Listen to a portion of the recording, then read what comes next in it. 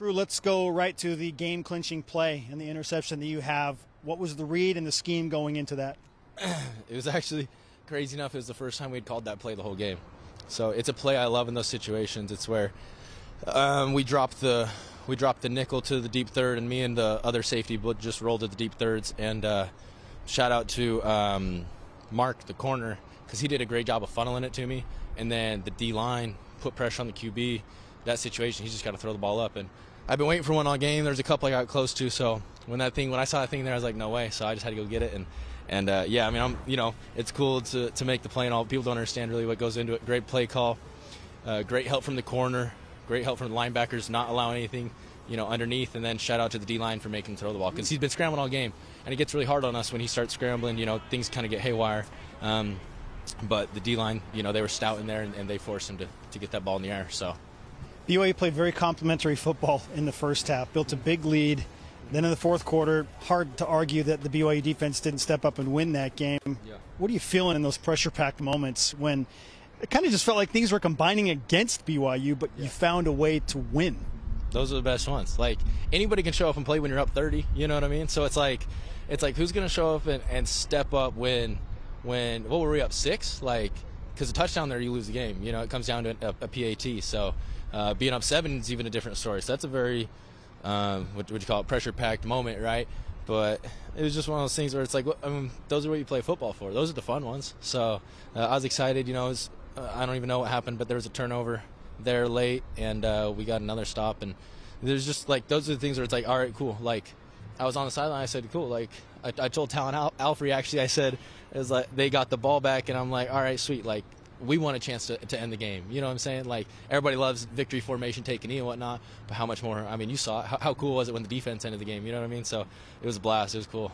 The reception from BYU fans was notable. I know you guys sometimes joke every game a home game, but in many ways it felt like that. What was that like for you to play in Waco with so many BYU fans?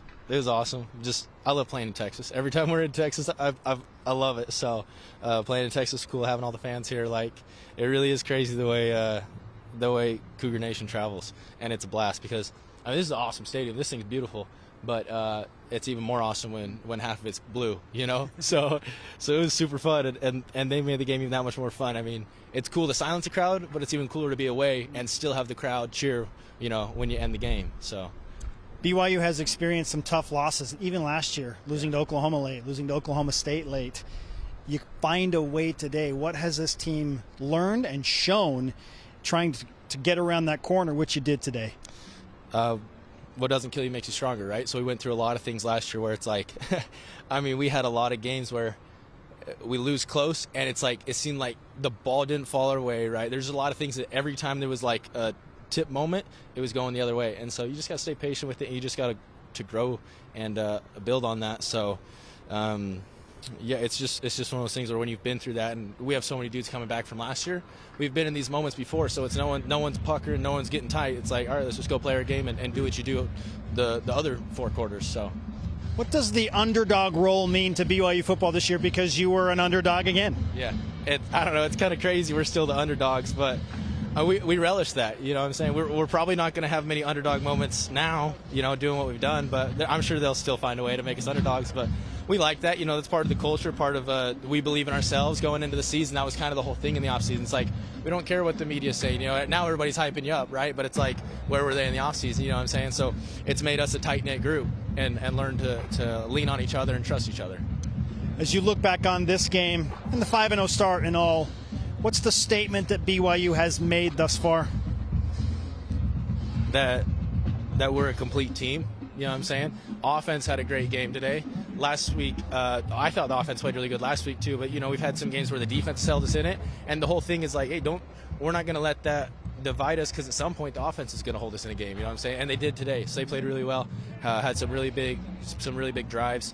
So I think the statement is just that when you play BYU, you got to bring your best, and that's what we expect every week. So it's just been awesome. It's been fun, and I think it shows how good the coaching is right now and how tight-knit the boys are. So enjoy some rest and the bye week. Congratulations on 5-0, Crew. Appreciate you. Thank you.